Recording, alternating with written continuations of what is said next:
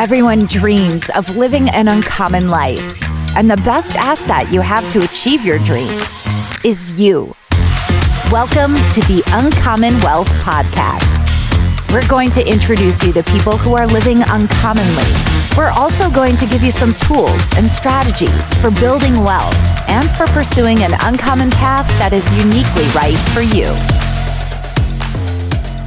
Hello and welcome everybody to another episode of the Uncommon Wealth Podcast, where I'm your host, Phillip Ramsey, and we have an in-studio interview today with the saucy minx himself, Justin Wise. Holy cow, this has been a long time coming. Your bio is you do what you want to do. Come on. There is no spoon. There's no spoon. Loves the matrix, loves helping people, entrepreneur at heart, just passionate about helping other people not hate their life and not wanting to hang themselves as they run a business. So small business, entrepreneurship, man, there's so much that we could unpack here. But first, married to your love of your life, you have 3 kids. Yes. Have a pool in the backyard. I mean, what isn't going well for this guy? You know, that's why we started with the saucy minx. Got to be saucy. This is going to be a good podcast. Justin, thanks for being on the show. Super excited to just kind of unravel and unpack all the knowledge in your head. Full disclosure, you've helped me in our business, Uncommon Wealth Partner, take a good look at the whole business and try to figure out, like, how do we start streamlining this thing? Yes. Because the last thing anybody does when they start a business is want to be in prison to your own business. And I feel like I'm really good at that. Okay? Just being honest. So, Justin, how did you get to where you're at today? Let's start with just unpacking your background, because I feel like the people who are the best at what they do have been in the prison before or have had to struggle through this. And I'll start with a story. So there was a Alcohol Anonymous type of thing, and there was a practitioner that was speaking to these people that had drug addictions and all this stuff. And they found out like there was like a 12% success rate out of that. And then they realized that because the person never had to deal with this stuff, wasn't as impactful as somebody else who's gone through the program and has seen success, that success has uber multiplied over those years, because the practitioner now that was pouring into other people that were dealing with the same addictions was like, I was there where you were at. Yes. And now I'm out of it. So, Justin, I feel like you're a little bit out of it. And I look up to you. I'm grateful to have you as a friend, as a mentor, and a coach to speak into our business. And now you get to speak to all of our listeners. Yay. All 3 of them. I'm just kidding. There's more than that. But my mom, just want to say hi. What's up, Mom? Yeah, exactly. Anyway, all right, Justin, how did you get to where you're at, man? So this is a pretty standard career path that most people have. You go to school for a worthless electronic media degree. Yes. At the Harvard of the Midwest, University of Northern Iowa. We both graduated there. Yeah. Great things happened from the you and I. YOLO, baby. So I wanted to go into TV and radio. Interesting. Which, I mean, you hear his voice. You get it. Yeah, I did. I wanted to go into TV and radio. And so that's what I went to college for. And then I moved to Los Angeles for what I thought was going to be a permanent move. Okay. And I was going to break into the entertainment industry. Is that where you met Carrie? Is you and I?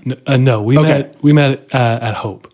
Okay. At our church. After you went to California. Yeah. Okay. Carrie's his wife, if you haven't picked up on that. Yeah. So Carrie and I met at Hope. But before that, I thought, I'm going to go into entertainment. And I lived in Los Angeles I made it, I think it was 3 months.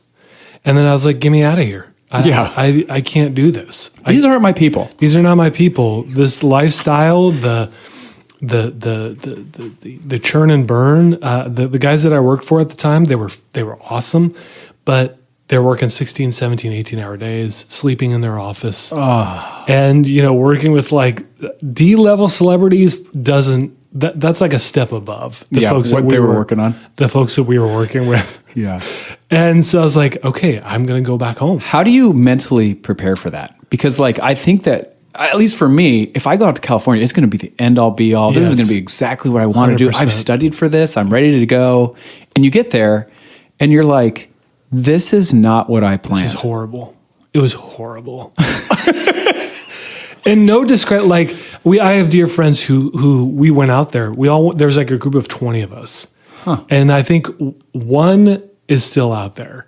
Okay. Yeah, Steve, God bless Steve, he made it. 14-hour days, Steve. Yeah. So Steve is still out there, but the rest of us slowly, there's a big wave of us that went back almost immediately. Wow. And so like immediately, like 3 months? Yeah, Okay. because we had a short-term, there was a group of us, we had a short-term kind of lease thing. Okay. The Oakwood Apartments, if you know where that's at, it's right by the NBC studios. It's like where all the folks who are trying to make it, that's where they live. It's an incubator. Yes. Yeah. And so that lease was up and we're like, get me out of here. Yeah. So I came back with just real no direction at all because I had every intention of staying out there. And you're 22 at this point. I was 22. Yeah. Okay. And just about to turn 23. Okay. So I did what any person who is in a crisis at that stage does, and I added another year onto school because I was like, I don't know what That didn't work. Yeah. Right. So I'm gonna just like take a few classes and try and figure out what I'm gonna do next. What school? You and I. Back to you and I. Yeah, back to you and I. I love it. You bleed purple. Well, it was just like it was such a shock to my system. Yeah. And so I was just like, I don't know, I can't go home. So let me just figure out like some more credits I can take. Wow. And without getting too much into the details, there was supposed to be like some credit swaps that we did out there. So like I was supposed to stay on and continue to take classes and then graduate and work. Yep. Anyway, it didn't work. So fast forward, I graduate and I move back home and I'm like, I don't know what I'm going to do with my life. So I was waiting tables at TGI Fridays. Oh, you were with the flair. Oh yeah, I had flair, baby. Yeah. Didn't they do like the bartending, like they were throwing bottles and stuff? I mean, I think somebody got sued somewhere. Okay, so then that had to shut down. Yeah, but I kind of wanted to do that. Yeah, it was cool. It looked cool anyway. Yeah. All right. I was a server at Olive Garden, so it's not much better. When you're here, you're family. You are the OG. That's right. Okay, sorry. So anyway, I graduated and then I moved back home, and I was just like totally miserable. Yeah. I was like, now student loan debt. Student loan debt and no direction. I knew I didn't want to go into entertainment, and I didn't want to do any of that. I tried to intern at a few like news and radio stations here in town. And I was just totally miserable. That's not the play. No. Yeah.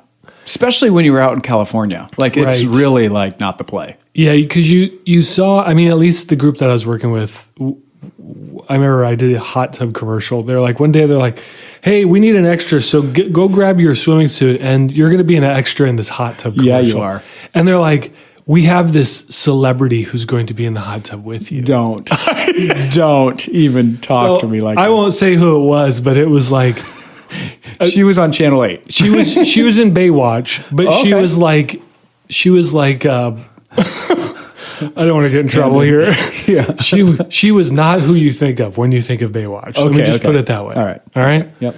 And so anyway, I was like, I just media entertainment. That's not my thing. Yeah. It's not going to be what I do. It's time. The dream is dead. Dream's dead. So I'm going to wait tables. I painted houses. I stained decks. Just kind of waiting around, farting around, seeing like, what am I going to do? And my parents, God bless them, they're like, because I grew up going to church. And they're like, hey, we're not here to tell you what to do, but we think you should probably... You might want to go back to church. Yeah, you should find your way back to a church. Yeah. Doesn't have to be our church. Right. But you should find your way back Which I appreciate. our church. They let you do your deal and then Yeah. slowly give you some hints. You should Go find the Lord. Yeah. Figure your life out here, man. Right. So I went to a church here in town. I knew I didn't want to go back to the church I grew up in. So for lots of different reasons, it's a great church, but it just wasn't my church. Yeah. So I went to a church here in town and started volunteering and really started feeling like, oh, hey, I'm not depressed anymore. I'm not like, I feel like I have some sort of traction in life. And the staff, they're like, hey, you're like kind of good at this. Would you consider interning here? And I was like, sure, why not? Yeah. Yeah, sure. Pay me nothing. Pay me nothing. And I'll do everything. I'm hardly getting paid anyway. Yeah. Waiting tables, so it's not a big step down. It's not painting. You probably had to be thinking that. Painting, it wasn't painting, so I was like, yes, I'll do it. Yeah. And so long story short, started getting more and more responsibilities, met my wife, and then they're like, hey, we think you should be a pastor. have you ever considered being a pastor? I was like, no, not really. I have never. Does it thought pay more about than an internship? Well, I actually get paid. Yeah. And they're like, yes, but you'll need to pay for your way to go through schooling. So, yeah. So anyway, there's a program out of Bethel, which allows you to be in ministry, but also get your MDiv. Do the classes. Your Master of Divinity. Yeah. So I did that program, and 4 years after I started, I graduated with a Master of Divinity. My wife and I had been married. We got married during this time.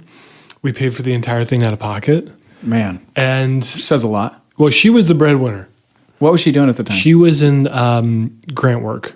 Okay. Grant writing. Yep. For a bunch of different nonprofits. Okay. So she was the breadwinner, and but for a company, it wasn't for her company. Right. Okay. It was, Yeah, she worked for the Lung Association, and she worked for a few other nonprofits. Okay. And so I graduated, and it was kind of crazy because I'd been working at the church. I'd been doing this, ministry path. And like 6 months after I graduated seminary, I felt like the Lord was saying, the church is not where you're going to stay. You're not going to be a pastor. Right. I want you to go start a business. And I was like, I can't tell Carrie. I can't tell Carrie. I was like, this cannot be. Yeah. And truth be told, I probably knew about 2 years before then, but I just... You got to stick through it at that point. Yeah. Which says a lot about you. So I finished that, and then, like I said, 6 months after that, I had left the church. Wow. In the vocation church. Correct. Not that you haven't left the church. Like, yeah, we still go there. Still the faith. Yeah. Yeah. I mean, Pastor Mike is a dear friend, and I right. text him all the time, and sometimes he texts back, but hey. Perfect. Yeah, but you knew that this vocation of you to do ministry was like, God was saying, no, it's served its purpose. That's right. And now we need to move on. You're not going to be a pastor. Yeah. And I got 95% of the way done. Wow. Was up until the call committee, which basically is just a fancy way of saying like other people have to approve the fact that you want to be a pastor. Yep. And they would have totally said approved. They would have, but it was like, man, you got to jump through all these hoops and you got to do all this stuff. If your heart's not in it, no, you're not jumping through. Nope. And so I didn't. And gosh, one quick aside, and I think it's important for people to hear this, is that, when I was working at the church, I was doing this newfangled thing called social media. Because when was this? Like, This was 2007. Yeah, 2006 is when I started seminary. I graduated 2010. Okay, so in that window. Okay. Facebook was relatively new. Social media is relatively new. And so I started taking our church and putting us in these different platforms. And I didn't tell Pastor Mike either because I knew that would make him really nervous and uncomfortable. Yeah. And so one day I was like, hey, we have this Facebook page for the church. Don't know if you knew that or not, but there's like thousands of people on this page and you should know this. Yeah, you should give some aware. attention to it. Yeah, right. It's blowing up. And he's like, back wow. then that's a lot. It was a lot of people. Yeah. And he's like, wow. He's like, ministry's happening here. I was like, yeah, you're right. And so what ended up happening was like all these other churches started emailing me and calling me and saying, hey, how do we do that? And I was like, well, you just kind of do it. And they're like, hey, can we pay you to come out and show us how to do this? I was like, what do you mean pay me? Pay me? Yeah. And they're like, yeah, you come out, we'll pay you, and you show us how to do it. How much do you want? How much do you want? And this started my consulting career. Okay. Because I didn't even know that was a thing. Right.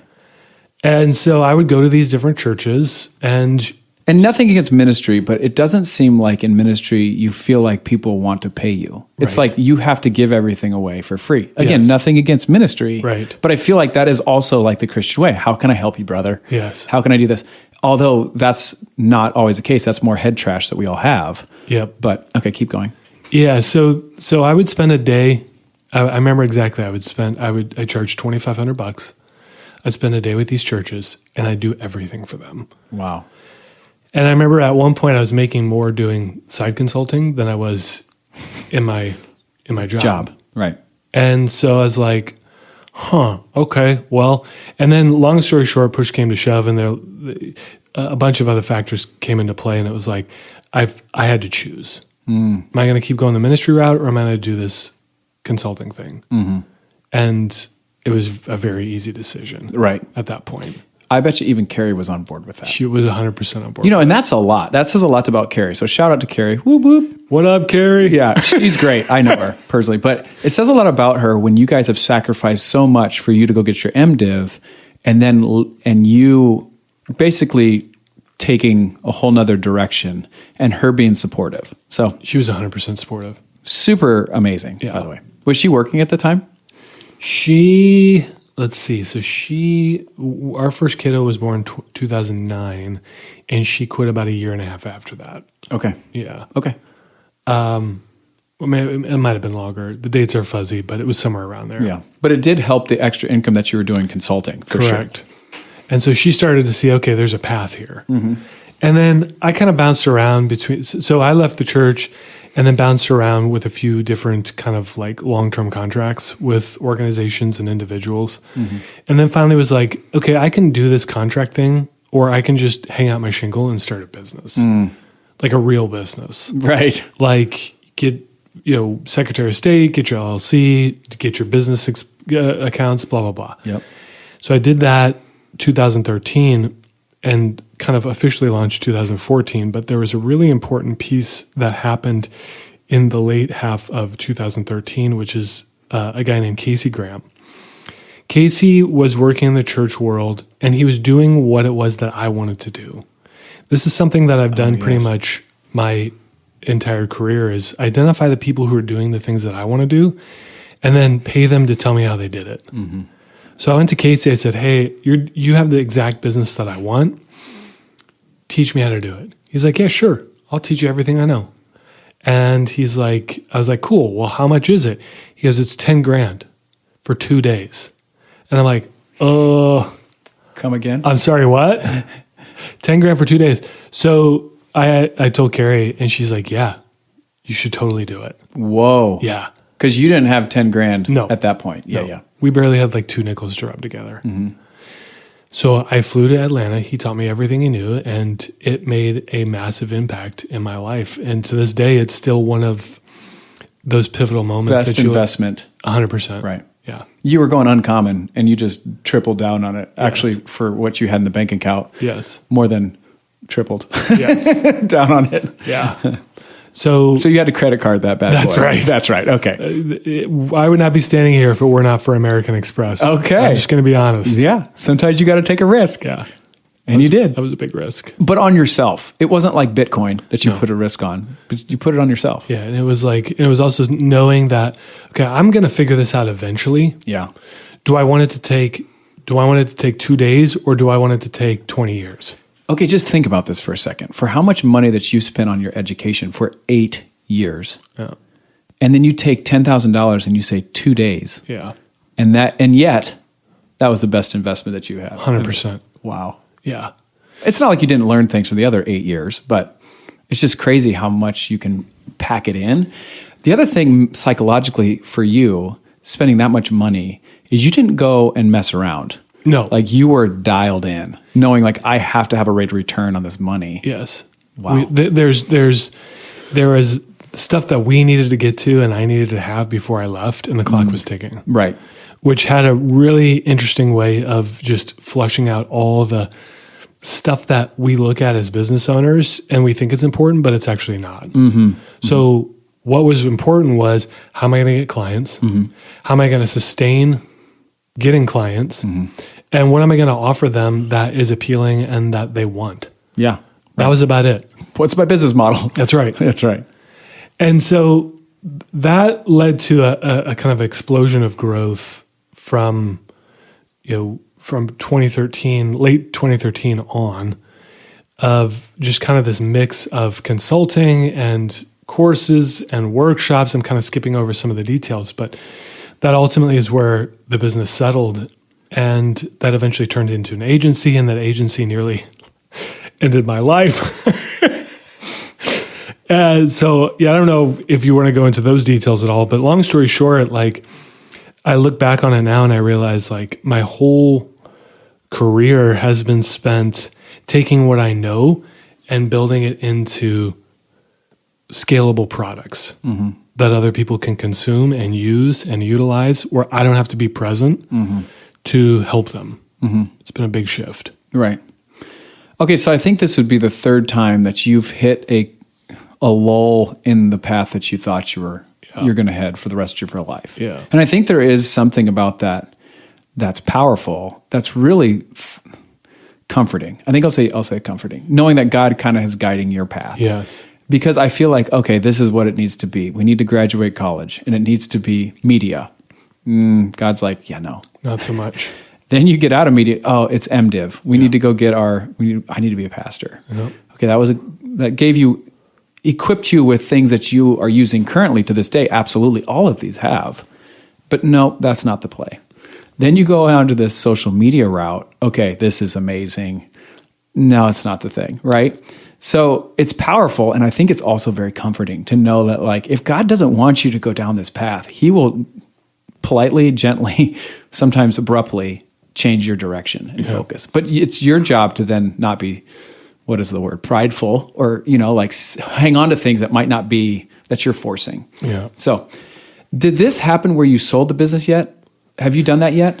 Because I feel like that's a powerful story that I want to kind of unpack a little bit. So, Yeah, there's one thing that just is popping to my mind, and usually I find it best to roll with those. There was, and maybe this is somebody listening right now, where, like, I remember distinctly thinking to myself, okay, I feel like the Lord is leading me out of ministry, but it's the sunk cost bias, right? Right. Spent all this time, all this money, right. And I remember sitting with, let's just say, a group of other people who were considering full-time ministry. And I remember thinking to myself, like, I could totally convince them. Well, what I saw was a room full of people who were convincing themselves that this is what God had called them to do. When through discussion and conversation with them, Might not have been. No. Right. It was obvious to me that 80% of the people in that room shouldn't be doing ministry professionally. Right. And I remember thinking to myself, like, I could totally go that route. I could just, like, put the blinders on and go down this route. And I'm convinced that, and it's not just ministry, there's people like who are running business models or who have businesses that they don't necessarily like enjoy or care about, but frankly, it pays the bills. So they keep going down that route. They just keep grinding. They keep grinding. And there's a better way. Yeah. It's scarier. For Right. sure, at least up front. It's an uncommon way. Yeah. But you got to be honest with yourself. You have to. Or else you're just going to be banging your head against the wall. Yes. And I feel like the people, and you're going to lie to yourself and say, like, no, it's only impacting me. That is the biggest lie. Oh, yeah. It's impacting everybody in your life. Yes. Because you're miserable. And people can tell. And people can tell. Yeah. So giving yourself that permission to say, no, really. No one else is listening. No one else is around. Let's be honest. Let's be honest. Yeah. So part of that journey included, like, I think I told you in 2014, I started basically a digital marketing course. For churches. For churches. Yep. It was based off, I wrote a book on social media for churches. It was based on the material in that book. And so I created the course. We launched the course. It did well. It was okay. People bought it. It wasn't like retirement money, but it was doing good. I got a call from a group that was kind of doing the same thing. They're in the same vertical. And they're like, hey, we want to buy your course. And I was like, great, here's the order form. Do you guys want a bulk discount or something or what? Like, Yeah. Why are you calling me? why are you calling? Okay. What do you want? Yeah. And they're like, no, we want to buy it. Like, tie it up whole with a thing. bow Yeah. and buy the course because we want to roll it into our offerings. And I was like, I'm sorry, I didn't know you could do that. Yeah. Yeah. Like, I didn't know I could just sell you Yeah. this thing that I'd made. Well, I didn't know that what I was building was valuable to other people. Right. Is what you were saying. Yes. So we met for lunch and I gave him a price, which is comically low to this day. It was like 30 grand. Now, 30 grand's a lot of money. Back then, for sure. Yeah. And even especially today, the past that you've had, 30 grand is like, that was we've my arrived. annual salary. Yeah, right. As a pastor, was Right. 30 grand a year. So that's where that number came from. Okay. Because I remember thinking like, whoa, I'm going to make in a day what I'm used to making a year. Yeah, right. And he scribbled out a check for 30 grand on the spot. And I left with a 30 grand check in my hand. And to me, it was a collection of, it was a Dropbox folder filled with video files and trainings and PDFs and checklists and all this kind of stuff. But to that person, it was a huge value add to their business. Right. And it spoke to a side of the market that they had not spoken to yet. And validating that you haven't been doing things, like it wasn't you weren't just doing nothing. Right. It was something that you were creating. Yes. Okay, that people are seeing valuable. And that lunch still haunts me to this day. Because I got a taste of something that I think I've been chasing ever since in some way, shape, or form. Interesting. Yeah. Once you get a taste of it, you want to go back. Oh, yeah. Which is funny. And I'm glad we unpack this a little bit because I feel like that's where God's kind of calling you now. Yes. And I don't know what that even looks like. All right. So we're fast forwarding to 10 years. 10 years when you realize that you're really just built yourself a prison of the digital marketing company that you created. Yeah. And you're still seeking after, and I don't think it was as clear to you then, but you were still seeking after that lunch. Yes. I want to build something that's valuable not only to me now, but somebody else later. Yes. And you're basically ready to end it all. You were miserable. Yeah. So because we knew each other back then. That's right. Yeah. Okay. Yeah, so we had started, long story short, what happens when you create information products, and this is valuable for anybody listening who's in business. People will say, oh, well, our business model isn't set up for courses or workshops. And I'm like, the heck it's not. Right. Because when you educate people, inevitably what happens is they're like, this guy or gal knows what they're talking about. Mm-hmm. And I don't want to do for myself the thing that they're teaching me to do. I just want to hire someone to do it. Mm-hmm. And that's almost always where they'll come back to you and say, hey, can you just do this thing for me? Right. I know I bought your course to do that, but can you just do it for me? Can you just do it for me? Right. That's where our agency sprang from. Because I kept getting these folks going through, once I sold the digital marketing for churches, we just applied the same principles to businesses. Right. And so these businesses started showing up saying, this is great and all, but I just want you to do it for me. Mm-hmm. So I started an agency. And I started doing this stuff for people, and it grew and grew and grew. And then I got to a spot where I was just totally miserable. I was working all the time. Yep. And my plan was to hire a management team and lock our clients into 12-month contracts and then put it out for sale. Okay. Because that's what a buyer is going to want to see. Right. The revenue, clients. Business is not dependent on you, the owner. Yep. And there's a way for them to make their money back. Yep. And then some. Right. And contracts in place is really what they're looking for. Yes. Yep. So started out to do that. And then I don't know how far you want to get into this. Well, I think the point, you could go as far as you want, but the point is it didn't quite work out. It didn't work. You didn't get to the 12 months. No. Because you were unsustainably building it. Yes. Okay. That's maybe the best way to tie that up with a bow. Without violating some NDAs or whatever. Yeah, right. And there was a couple options that you were like, I'm throwing Hail Marys here. Yeah. But at the end of the day, the core value or the core business model that you were building wasn't true to your core values and what you were trying to do. That's right. Right. So that went just kind of, let's just say that just went away. Yeah, right. It was something big to then something that's like unraveling very quickly. Oh, yeah. And it was fast. Taking a toll on you and your mental health and everything. Yeah. I was in a state of shell shock so this was right around this was early 2020 was really when things were on life support. Mm-hmm. Then the pandemic hits. Just a nail in the coffin. And I was like, okay, I am just I just felt like I was waiting, just floating around in life. Mm-hmm. I was directionless. Right. I didn't really have a business anymore. Just numb. Yeah. And so then that led me into a business partnership that started out promising. Mm-hmm. And they always do. They always do. And it was going super well for the first 6 months. And the basis of the partnership was was essentially in line with what I'd been doing for a long time, which is helping small businesses with their marketing. And then that did not go the direction that either one of us hoped it would go. And so I'm left at the end of 2023 in kind of the same position I was in of just like, what am I doing? And so since then, it's just been a lot of asking the really hard questions of like, what do I actually want? What is a business that is fun for me? Because I don't think I'd ever asked that question. Life-giving. Yes. Right. That's actually enjoyable for me to get up and deliver instead of what other people want or expect from me. Right. What is it that I actually enjoy doing? And that was really hard. I don't know how else to say it. Right. It was really difficult. It was painful. And I still feel like I'm still in that process a little bit. Sure.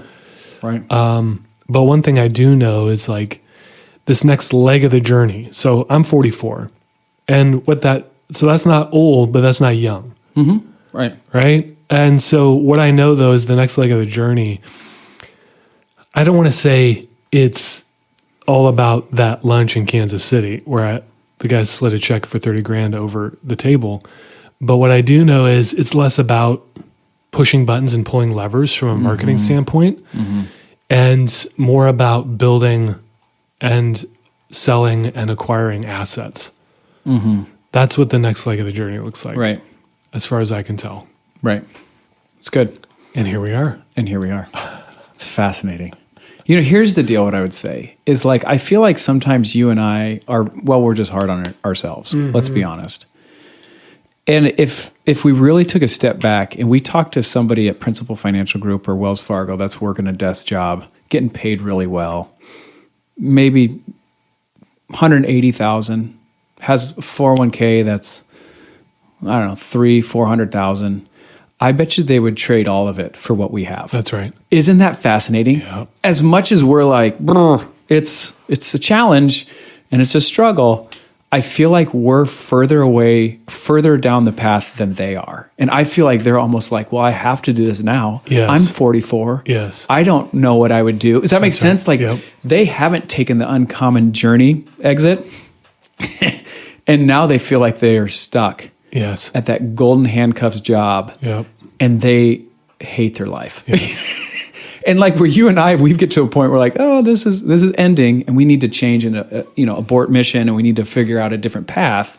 It's way easier for you and I because we've done it since we, younger. Yes. And we're just like, okay, Lord, we're going to trust in you. Or we're going to follow your path. What's next? How am I going to be able to serve your people in a way that you've uniquely gifted me? Yes. Because if you think about your whole story, first you were in media, right? You always feel that kind of drive and experience there. You expanded on that, didn't work out.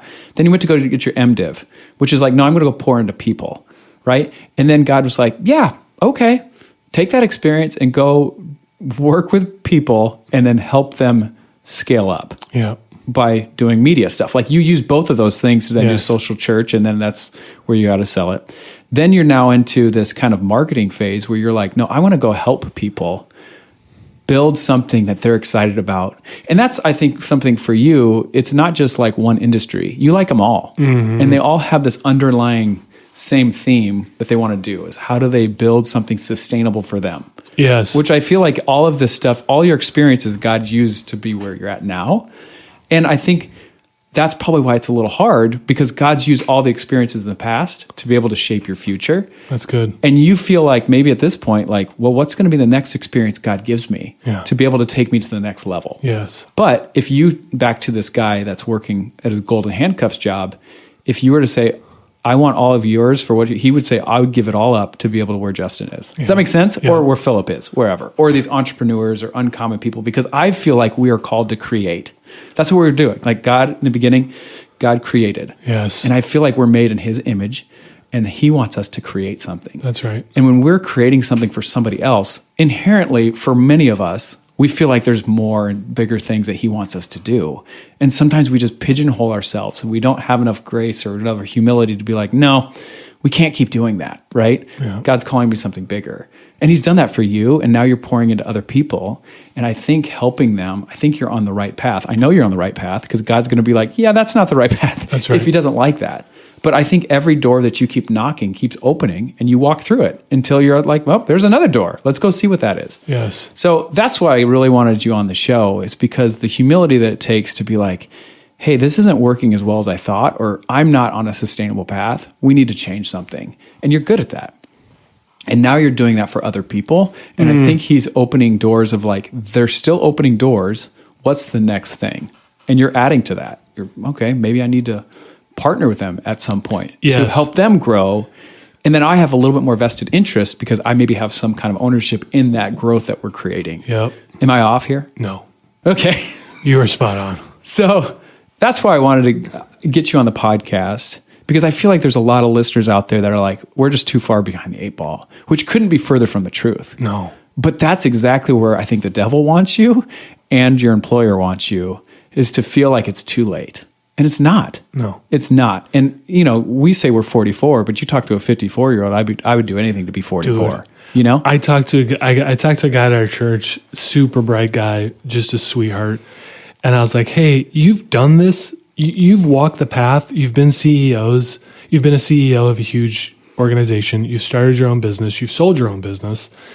And now you work at our church just because you love doing it. Mm-hmm. I need to learn from you. Mm-hmm. And he sat me down. I don't know how, he didn't say how old he was, but he has to be in his late 60s, early 70s.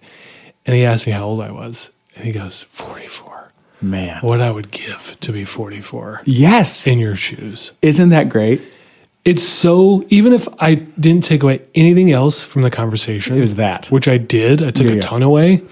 But hearing that, because oftentimes you just feel like, oh my gosh, I'm so far behind. Mm-hmm. And I'm tempted, like my wife will attest to this, I'm tempted often to look at, like, I worked at the church from intern to my last day. It was almost 10 years. Holy cow. Yeah. It was give or take. Right.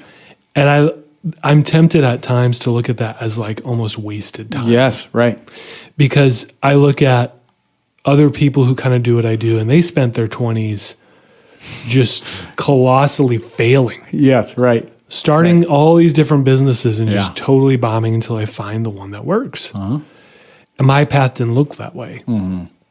And I want to speak directly because I don't know, but there's probably somebody who's in that job at principal at Wells Fargo and is feeling like, I'm stuck. Uh-huh.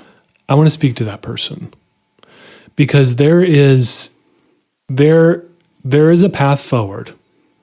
If you're feeling that pull, there's a reason.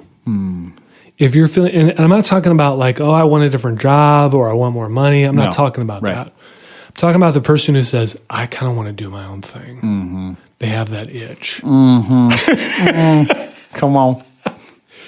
I want to tell you, as someone who got started in entrepreneurship late in life, and early 30s really is when I kind of got my feet wet. Yeah. That's later than most. Right.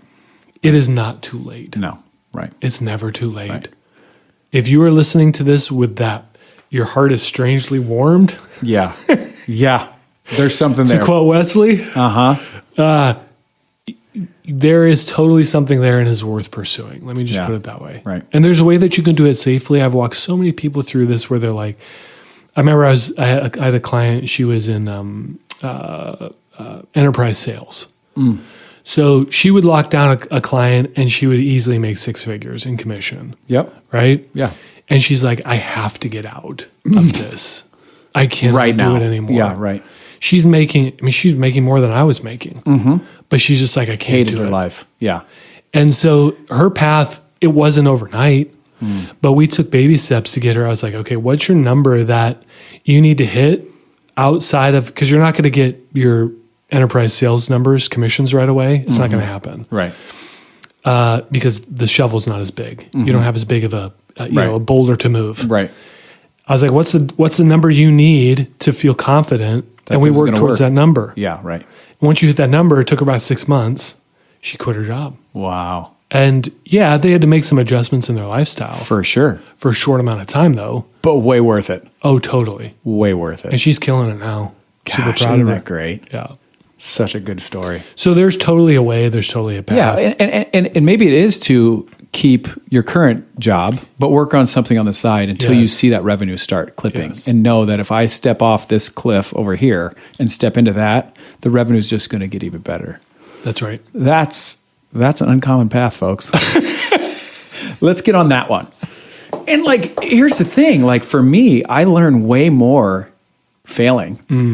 And you know, nothing against Wells Fargo or Principal, but like they don't let you really fail. Yeah. Other than they give you a review every, Lord knows, 12 months and you hate your life and you take your little % bonus and then you move on. Yes. There's a better way. There's a better way, and I think that we're called to create, like we talked about. So, okay, love your story. Any final thoughts? Landing the plane. I mean, listen, like the biggest message that is beating in my heart at this very moment is like 90% of entrepreneurs, and less than 10%, depending on what study you look at, of the population is an entrepreneur. Right. There's not many of us. Business owners, entrepreneurs, call it what you want. There's very few of us in relation to the general population. So that being said, 90% of the 10%, they're not going to have, multi-million-dollar businesses, and they won't need it. Right. And I think oftentimes we are, I know this is certainly the case for me, but we take on building a business. It's like Saul's armor. So we put on the armor that we think we should be wearing. And in actuality, we're building somebody else's vision of that business. That's right. So if there's one thing that I would implore anybody listening to this to do who is in business, is to step back and say, am I actually building the business that I want? Or is it being built by default? Right. Am I designing this, or is it being built by default? Default or design? Yep. Good. And if you're building it by design, great. Right. If it's intentional and it serves you and it sets you up, you're also adding immense value to the marketplace, awesome. Yep. Keep at it. Go for it. Yep. If you find those pockets, or maybe it's your entire business where it's like, oh, hey, this is somebody else's vision, this ain't mine. Is to take that step back and at the very least say, what would it look like if I could make the money that I wanted to make? And build this business in a way that is fun and enjoyable for me. It's possible. So good. How do our listeners get a hold of you if they wanted to reach out? JustinWise.net. There it is. Easiest way. Okay. Well, thank you, for your time, Justin. Thank you for listening, listeners. We appreciate it. Until next time, if you're feeling that Jumanji drumbeat inside of you, it's not too late, no matter what age you are, to take a step in the uncommon path and direction. I'm here to help support. I know Justin is as well. Thank you for listening. Until next time, go be uncommon. That's all for this episode, brought to you by Uncommon Wealth Partners. Be sure to visit uncommonwealth.com to learn more about our services. Don't miss an episode as we introduce you to inspiring people who are actively pursuing an uncommon life.